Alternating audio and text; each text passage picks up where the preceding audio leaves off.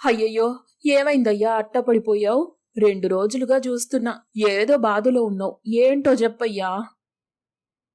ఏం లేదు లేవే. ఎంత చాకిరీ చేసినా, ఎన్ని పాలమ్మినా మనకున్న అప్పులు తీరట్లేదే. పాలమ్మగా వచ్చిన డబ్బులో కొంత మన కుటుంబాన్ని పోషించుకోవడానికి, కొంత ఆవుల పోషణకే ఖర్చవుతుంది. ఒక ఊళ్ళో యాదయ్య అనే ఒక పాల వ్యాపారి ఉంటాడు. అతని భార్య శివమ్మ. ఉదయం లేవగానే యాదయ్య శివమ్మ ఇద్దరు ఆవుల కొట్టంలో శుభ్రంగా ఉచ్చి ఆవుల్ని కడుగుతారు. తరువాత పాలు తీస్తారు. స్వచ్ఛమైన పాలలో ఎటువంటి నీళ్లు కలపకుండా, కల్తీ లేకుండా వాటిని పాల క్యాన్లలో పోస్తారు. పాల క్యాన్లను సైకిల్కి కట్టుకొని వీళ్ళే తిరుగుతూ అమ్ముతూ వచ్చిన డబ్బుతో తమ కుటుంబాన్ని పోషించుకుంటూ ఉంటాడు. యాదయ్య శివమ్మ పొలం నుండి ఆవులకి గడ్డి కోసుకొని వస్తుంటారు. యాదయ్య మొహం కళ తప్పిపోయింది. ఏదో దీర్ఘంగా ఆలోచిస్తూ నడుస్తూ కింద పడిపోతాడు. అయ్యయ్యో! ఏమైందయ్యా అట్టపడిపోయావు? 2 రోజులుగా చూస్తున్నా. ఏదో బాధలో ఉన్నావు. ఏంటో చెప్పయ్యా? ఏం లేదు లేవే. ఎంత చాకిరీ చేసినా, ఎన్ని పాలమ్మినా మనకున్న అప్పులు తీరట్లేదే. పాలమ్మగా వచ్చిన డబ్బులో కొంత మన కుటుంబాన్ని పోషించుకోవడానికి, కొంత ఆవుల పోషణకే ఖర్చవుతుంది. మిగిలిన కాస్త డబ్బు ఉన్న అప్పులకు వడ్డీలు కట్టడానికే సరిపోతుంది. ఇంకా అసలు కట్టడానికి దారేది సేపు. అందుకే పెట్టిన గడువుకి అప్పు కట్టలేదని, అప్పిచ్చినోళ్ళు సాయంత్రం పంచాయతీ పెడుతున్నారని అక్కడికి రమ్మని కబురు పెట్టారు. అట్టగా? అని బాధపడింది శివమ్మ. పాల మీద వచ్చే డబ్బులేమో రూపాయి, ఆవుల పోషణకయ్యే ఖర్చేమో 10 రూపాయలు. తౌడు, దానా, మేత అన్నింటి రేట్లు పెరిగిపోయినాయి. కానీ పాలకు మాత్రం రేటు పెరగట్లేదు. మరిప్పుడు ఏం చేస్తావయ్యా? చేసేదేముందే, పంచాయతీకెళ్ళి వాళ్ళు చెప్పిన దానికి కొట్టడం తప్ప. సాయంత్రం రచ్చబండ దగ్గరికి బయలుదేరాడు యాదయ్య. ఊరి జనం, అప్పుల వాళ్ళు, యాదయ్య, ఊరి పెద్ద అక్కడున్నారు. పంచాయతీ జరుగుతూ ఉంది. యాదయ్య చేతులు కట్టుకొని తల వంచుకొని నిలబడ్డాడు. అలా బెల్లం కొట్టిన రాయిలా మౌనంగా సమాధానం ఇవ్వకుండా ఉంటే సమస్యకి పరిష్కారం ఎలా దొరుకుతుందిరా యాదయ్య? ఏదో ఒకటి మాట్లాడు. మాట్లాడడానికి నా దగ్గర ఏం లేదయ్యా. అప్పిచ్చిన వాళ్ళందరినీ ఇంకొన్ని రోజులు ఓపిక పట్టమని అడగడం తప్ప ఇంకేం చెయ్యలేను. ఇంకెన్నాళ్ళు ఓపిక పట్టేది? వీళ్ళందరూ కూలినాలి చేసుకుని ఎంతో కష్టపడి మా వాళ్ళ బిడ్డల భవిష్యత్తు కోసం, పెళ్లిళ్ళ కోసం, వాళ్ళ చదువుల కోసం మేం కష్టపడి కూడబెట్టిన డబ్బుని నమ్మకస్తుడివని నీకప్పుగా ఇస్తే ఇలాగేనా చేసేది? నమ్మకస్తుడని చెప్పి మీరు అప్పిచ్చిన మాట వాస్తవమే గాని ఇందులో మీ స్వార్థం కూడా ఉంది కదయ్యా. ఏంటి మా స్వార్థమా? అవును, లేకపోతే నన్ను నా కుటుంబాన్ని ఉద్ధరించడానికి అప్పిచ్చారా ఏంటి? వడ్డీలకు ఆశపడేగా అప్పిచ్చారు. పైగా మీరంతా నాకేం ధర్మ వడ్డీకి అప్పివ్వలేదు. ప్రతి ఏడు వడ్డీలకు చక్ర వడ్డీలు కడుతున్నాను. అంటే ఏంటిప్పుడు? ఆ సాకుతో అప్పెగ్గొడదామనుకుంటున్నావా? నాకట్టాంటి బుద్ధేం లేదయ్యా. పరాయోళ్ళ రెక్కల కష్టం మీద నాకు ఆశ లేదు. నా కష్టం నాకు మిగిలితే అంతే చాలు. అయితే మా డబ్బులు మాకు కట్టు. నా పరిస్థితి బాగోలేదు, అందుకే సమయానికి మీకు డబ్బు కట్టలేకపోతున్నాను. మీకు కూడా తెలుసు, నేనేం తాగి తందనాలు ఆడడానికో జల్సాలు చేయడానికో అప్పు చేయలేదు. అలాగే నా దగ్గర డబ్బు ఉంచుకుని మీకు కట్టకుండా మిమ్మల్ని మోసం చేయటం లేదు. నాకు ఇంకాస్త సమయం ఇవ్వమని కోరుతున్నానంతే. మీ అప్పు తిరిగి కట్టేస్తాను. ఇన్నాళ్ళు కట్టలేని వాడివి ఇప్పుడు మాత్రం సమయం ఇస్తే అప్పు ఏ ధరలో తీరుస్తావు? నేను అప్పు ఎట్టా తీరుస్తానన్నది నీకు అనవసరం. ఏదో ఒకటి చేస్తాను. అవసరమైతే నా తల తాకట్టెట్టయినా సరే నీ అప్పు తీర్చేస్తాను. యాదయ్య చెప్పింది విన్నారుగా, మరి మీరేమంటారు? అని అప్పుల వాళ్ళని అడిగాడు ఊరి పెద్ద. అనేదేముంది, మా డబ్బు మాకు ఇప్పుడే కావాలి. వాడి ఇల్లు, ఆవులు అమ్మేసి మా డబ్బు మాకు కట్టమని చెప్పండి. అయ్యా, ఇల్లు అమ్మితే నా కుటుంబం ఉండడానికి నీడుండదు. ఆవులు నమ్మితే మాకున్న ఒక్కగానొక్క జీవనోపాధి కష్టమైపోతుంది. కాస్త మా మీద దయదలిచి ఒక్క అవకాశం ఇయ్యండి అయ్యా. యాదయ్య వేడుకునే దాంట్లో కూడా న్యాయం ఉంది కదయ్యా. మీరు మాట్లాడేది కరెక్ట్ పద్ధతి కాదు. ఏంటండి ఊరి పెద్దగారు, మీరు కూడా మమ్మల్ని తప్పు పడుతున్నారు? తప్పు పట్టడం లేదయ్యా, న్యాయం మాట్లాడుతున్నా. ఇంతమందిలో యాదయ్య ఒక్క అవకాశం ఇవ్వమని బ్రతిమాలుతున్నాడుగా. మీరు కనికరించకపోతే ఎలా చెప్పండి? తను అడిగినట్టు ఆ ఒక్క అవకాశం ఇచ్చి చూద్దాం.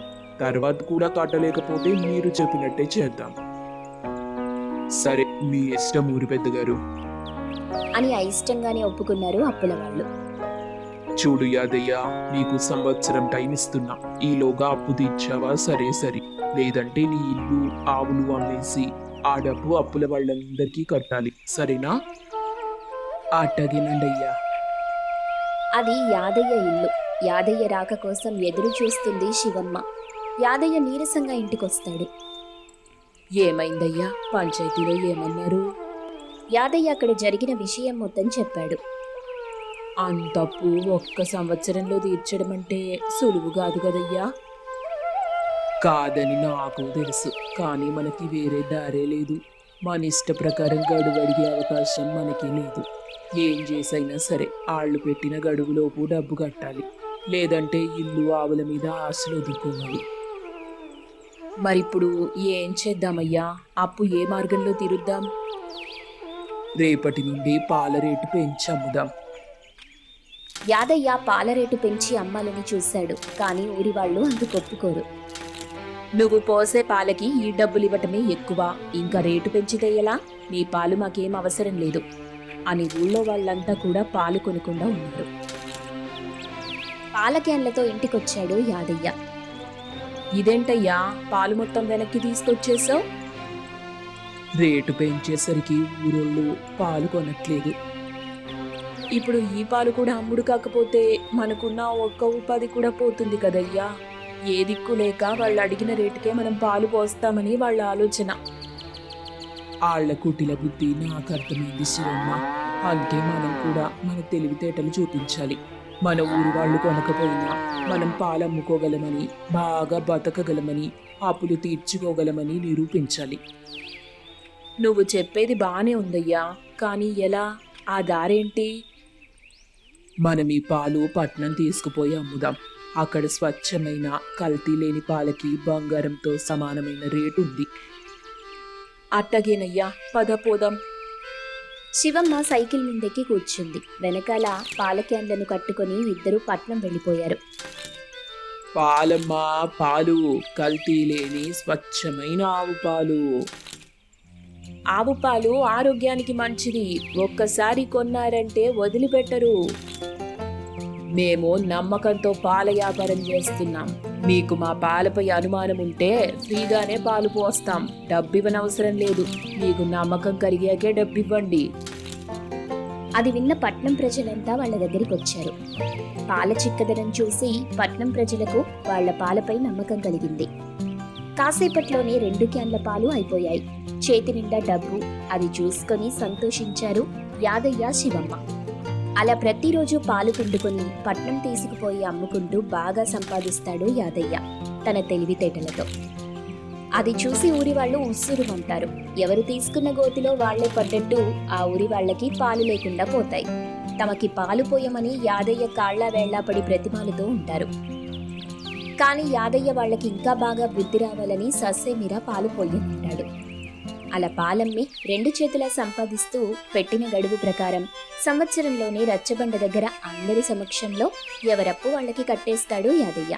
అది చూసి అందరూ ముక్కును వేలేసుకుంటారు. సంచలనకోట అనే గ్రామంలో శివయ్య అనే ఒక జమీందారుండేవాడు. ఆ జమీందార్ దగ్గర రంగయ్య అనే వ్యక్తి ఎంతో నమ్మకంగా పనిచేస్తుండేవాడు. ఆ కుటుంబంలో ఉన్న శివయ్య భార్య పార్వతి రంగయ్యని ఎంతగానో నమ్మేవారు. శివయ్య కుటుంబం చాలా మంచిది. ఊరి ప్రజలకు ఎంతో సహాయం చేస్తూ ఉంటారు. చాలా మంచి కుటుంబం అని ఊరిలో గొప్ప పేరే ఉంది. ఏ సమస్య వచ్చినా ఊరి ప్రజలకు ఆయన అండగా నిలిచేవాడు. అందరూ ఆయన్ని గొప్ప వ్యక్తిలాగా చూసేవారు. అలా ప్రజలు చాలా సంతోషంగా ఉండేవాళ్లు. ఆ ఊరిలో మంచి గుడిని ఏర్పాటు చేయాలని అనుకున్న శివయ్య ఒక పెద్ద గుడిని ఏర్పాటు చేస్తాడు. అక్కడ పూజారి ఎవ్వరుండరు. భక్తులు వెళ్లి భగవంతునికి సరాసరి అభిషేకం చేయొచ్చు. ఆ భగవంతుణ్ణి మనసారా ఆరాధించవచ్చు. 2 రోజుల తర్వాత పార్వతమ్మ ఆ గుడికని బయలుదేరుతుంది. కొంచెం దూరం వెళ్ళిన తర్వాత పార్వతమ్మ, అయ్యో నా మతి మరపు మండా, నేను పువ్వుల్ని మర్చిపోయొచ్చానే. గుడి దగ్గర పువ్వులమ్మేవాళ్ళు కూడా ఉండరు. అన్ని పువ్వులున్నాయి. గుడికని బయలుదేరి వెనక్కి తిరిగి వెళ్ళకూడదు. అయ్యో భగవంతుడా, ఈసారికి నన్ను క్షమించయ్యా అని అనుకుంటూ గుడికి వెళ్తుంది పార్వతమ్మ. గుడి ముందు సుందరి అనే ఒక ఆమె పువ్వుల్ని అమ్ముతూ ఉంటుంది. ఆమె ఎవరో కాదు, శివయ్య భార్య సుందరి. పార్వతమ్మ అక్కడికెళ్ళి, ఇదిగో సుందరి, పువ్వుల వ్యాపారం ఎప్పుడు పెట్టారేంటి? నాకొక మాట కూడా రంగయ్య చెప్పలేదు. మీకు తెలియకపోవడం ఏంటమ్మా? అయ్యగారే కదా వ్యాపారం చేసుకోమని మన తోటలో పువ్వుల్ని పంపిస్తున్నాడు. అందుకే నేను వ్యాపారం మొదలెట్టాను. వ్యాపారం భలే సాగుతుందమ్మా. పార్వతమ్మ కొంచెం అనుమానంగా, అలా చెప్పాడా అయ్యగారు? సరేలే, కొన్ని పువ్వులివ్వు అని అంటుంది. సుందరేమో పువ్వులిస్తుంది. ఆమె డబ్బులిస్తూ ఉండగా, మీ తోటలో పువ్వులకి మీరు డబ్బులు ఇవ్వడం ఏంటమ్మా? మరేం పర్వాలేదు, మీరు వెళ్ళండమ్మా. మా సుందరి చాలా మంచిదని మళ్ళీ నిరూపించుకుంది అంటూ సంతోషపడిపోతూ లోపలికెళ్తుంది. అక్కడ 2 భార్యాభర్తలు భగవంతునికి పాలతో అభిషేకం చేస్తూ ఉంటారు. దాన్ని చూసిన పార్వతమ్మ, చూడండి, మీరు కొత్తగా పెళ్ళైన వాళ్ళు. మీరు భగవంతునికి మనసారా అభిషేకం చేయాలని అనుకున్నారు కదా, మరి నీ మనసులాగే పాలు కూడా స్వచ్ఛంగా ఉండాలి కదా. పాలను ఎందుకు కల్తీ చేశారు? పాలు చూడండి ఎంత పలచగా ఉన్నాయో. దేవుడికిచ్చేవాటికి నీళ్ళెవరైనా కలుపుతారా ఏంటి?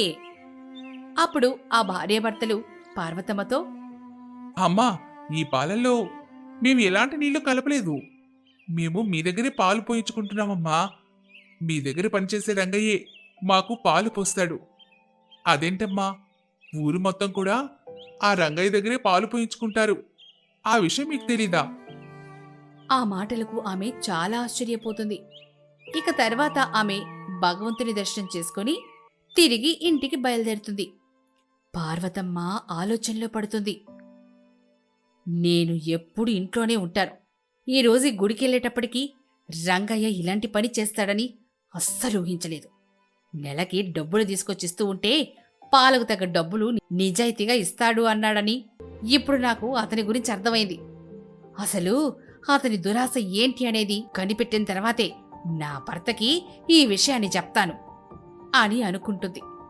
ఆ రోజు సాయంత్రం పశువుల దగ్గర పాలు తీస్తూ ఉండగా పార్వతమ్మ రంగయ్య దగ్గరికి వెళ్తుంది. ఏంటమ్మా, ఎప్పుడు ఇక్కడికి రారు, మీరిలా వచ్చారు? ఏం కావాలమ్మా? ఏమీ లేదు రంగయ్య, మంచి రోజంట. మన చేత్తో కొన్ని కుటుంబాలకు పాలను దానంగా ఇస్తే చాలా మంచి జరుగుతుందని సిద్ధయ్య పంతులు గారు చెప్పారులే. అందుకే ఎడకొచ్చాను. అసలు మనకు పశువులు ఎన్ని పాలిస్తున్నాయి? మన దగ్గర ఉన్న 10 పశువులు కూడా పొద్దున పూట 3 లీటర్లు, సాయంత్రం సమయంలో 3 లీటర్ల పాలు ఒక్కొక్కటి ఇస్తుందమ్మా. అవునా? చాలా బాగా పాలిస్తున్నాయే. పొద్దున సాయంత్రం కలిపి 60 లీటర్లు పాలిస్తుంది. అవునమ్మా, 60 లీటర్ల పాలు డబ్బులు మీకు లెక్క చెప్పే కదా ఇస్తాను. మర్చిపోయారా? మర్చిపోవడం కాదు రంగయ్య, నీ మీద ఉండే నమ్మకంతో వాటిని అసలు గుర్తుపెట్టుకోనులే. సరే, నువ్వు ఒక పని చెయ్యి. రేపొక్కరోజు అందరికీ పాలను ఉచితంగా ఇవ్వు, సరేనా? అందుకు రంగయ్య సరే అంటాడు. రంగయ్య ఏమో మనసులో, మన దగ్గర పాలు ఉపయోగించుకునే వాళ్ళు ఏ రోజు డబ్బులు ఆ రోజు ఇస్తారు. రేపొచ్చే డబ్బులు మొత్తం నేనే తీసుకోవచ్చు. 60 లీటర్ల పాలకు గాను 60 లీటర్ల నీళ్లు కలుపుతారు. మొత్తం 120 లీటర్లు అవుతాయి. లీటర్కి 8 గిద్దలు, గిద్దకి 10 రూపాయలు, అంటే 9600 రూపాయలు వస్తాయి. అబ్బా, ఎంత అదృష్టమో అని అనుకొని చాలా సంతోషపడిపోతాడు.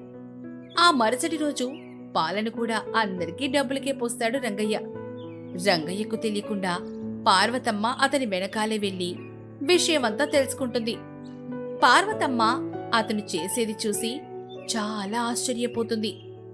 పార్వతమ్మ మనసులో, రంగయ్యని పూర్తిగా నమ్మి చాలా పెద్ద తప్పు చేశాం.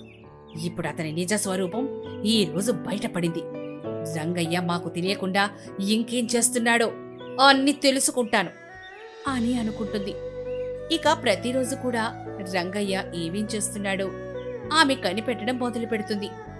కొబ్బరి తోటలో ఉన్న కొబ్బరి బొండాలను అక్రమంగా తరలించడం, చేపల చెరువులు రొయ్యల్లో ఉన్న వాటిని అక్రమంగా అమ్ముకోవడం, వరి చేలు పంటల్లో బస్తాలు దొంగలించడం లాంటివి అన్నీ కూడా చేస్తూ ఉంటాడు. అవన్నీ కూడా పార్వతమ్మ గమనిస్తుంది. ఒకరోజు రంగయ్యతో పార్వతమ్మ, రంగయ్య, పక్క ఊర్లో సంత జరుగుతోంది. మనకి ఇంట్లోకి కావాల్సిన సరుకులు కూడా అన్నీ నేనే రాసిపెట్టి చీటీ ఇస్తున్నాను. అవన్నీ జాగ్రత్తగా తీసుకొనిరా. ఇదిగో 5,000 రూపాయలు ఇస్తున్నాను. ఈ 5,000 సరిపోకపోతే నీ దగ్గర ఏమన్నా ఉంటే ఇవ్వు. వచ్చిన తర్వాత తీసుకుందులే రంగయ్య, ఆ సరే అమ్మా అని చెప్పి అక్కడి నుంచి వెళ్ళిపోతాడు. అతడు వెళ్ళిన తర్వాత పార్వతమ్మ తన భర్త శివయ్యతో మాట్లాడుతూ ఉంటుంది. యావండి, మనం అనుకున్నట్టుగానే రంగయ్య మంచివాడు కాదు. అతను మనల్ని ఎంతో మోసం చేస్తున్నాడండి. ఆ మాట విని అతను చాలా ఆశ్చర్యపోతూ, ఏం మాట్లాడుతున్నావే? నువ్వు రంగయ్య గురించి తప్పుగా ఆలోచిస్తున్నావు. అసలు తప్పే చెయ్యడు. దేవుడు వచ్చినా రంగయ్య అలాంటి పని చేశాడంటే నేను అస్సలు నమ్మను. నమ్మకం అంటే రంగయ్య, రంగయ్య అంటే నమ్మకం. ఇన్ని సంవత్సరాలు నేను కూడా అదే అనుకున్నానండి. అతని అసలు రూపం ఏంటో నేను కళ్ళారా చూశానంటూ జరిగిన విషయమంతా చెప్తుంది. ఆ మాటలు విని అతను చాలా ఆశ్చర్యపోతాడు. మీకింకా నమ్మకం కుదరలేదని నాకు అర్థమైంది. ఈ నెల సరుకులను మీ చేతే కదా చీటీ రాయించాను. వాటన్నిటికి ఎంతయింది? 3,000 రూపాయలు అవుతుందని చెప్పారు. కానీ నేను 5,000 రూపాయలు తీసుకున్నాను. నేను రంగయ్యకి వాటినిచ్చి పంపించాను. ఇప్పుడు అతనొచ్చిన తర్వాత మీకే అర్థమవుతుంది. అసలు అక్కడ దాకా ఎందుకండి? అసలు విషయం నేను అడగడం మర్చిపోయాను. మన పెరట్లో పువ్వుల్ని అమ్మమని చెప్పారా మీరు? లేదే, నేనమ్మమని చెప్పలేదు. గుడి దగ్గర అందరికీ ఉచితంగా ఇవ్వమని చెప్పాను. ఇదైతే స్వయంగా భార్య నాకు చెప్పింది. పెరట్లో పువ్వులు అయ్యగారి అమ్మమన్నారని రంగయ్య తన భార్య సుందరితో చెప్తే అది నాకు స్వయంగా చెప్పింది ఇవన్నీ వింటుంటే నాకు చాలా బాధగా ఉంది. అని మాట్లాడుకుంటూ ఉండగా అప్పుడే రంగయ్య అక్కడికొస్తాడు. అమ్మా, మీరిచ్చిన 5,000 కాకుండా నా జేబులో నుంచి ఓ 1,000 రూపాయలు పడ్డాయమ్మా. నేను మీరు జీతం ఇచ్చేటప్పుడు వాటిని తీసుకుంటాలే అమ్మా. అతని మాటలకు శివయ్య చాలా కోపంగా అతని వైపు చూస్తూ, ఏరా రంగయ్య, మోసం చేయడానికి నీకు మనసు ఎలా వచ్చిందిరా? నేను మిమ్మల్ని మోసం చేయడం ఏంటయ్యా? అది కల్లో కూడా జరగదయ్యో. ఎందుకు అలా మాట్లాడుతున్నారు? ఆ సరుకులు మొత్తం 3,000 రూపాయలే. కానీ నువ్వు 6,000 పెట్టి తీసుకొచ్చావా? రంగయ్య మనసులో నా మీద అనుమానం వచ్చినట్టుంది. నా మీద నింద రాకుండా నేనేదో ఒకటి చెప్పకపోతే ఇక జీవితంలో వీళ్ళు నన్ను అస్సలు నమ్మరు అని భావించి వెంటనే వారితో, అయ్యో అయ్యగారు, అయితే నన్ను సంతలో వాడు మోసం చేసినట్టున్నాడు. నేనిప్పుడు వెళ్ళి వాడంతు తేలుస్తానుండండి. వాడంతు తేల్చడం ఏంట్రా? వాడంతు కాదు తేల్చడం. నేను గుడ్డిగా నమ్మినందుకు నా మీద నాకే అసహ్యంగా ఉంది. నువ్వు చేసిన పనులన్నీ వింటుంటే చాలా చిరాగ్గా ఉంది. దాంతో రంగయ్య ఏడుస్తూ, అయ్యా, నేను ఎలాంటి పొరపాటు చేయలేదయ్యా. నన్ను నమ్మండి అయ్యా, మీ మీదొట్టు. చిచి, నీ ముసలి కన్నీరు ఆపు. ఎందుకు ఆయన మీద ఒట్టేసి ఆయన చచ్చిపోతే చూద్దామనుకుంటున్నావా? నువ్వు చేసే అక్రమాలన్నీ కూడా నాకు తెలిసిపోయింది.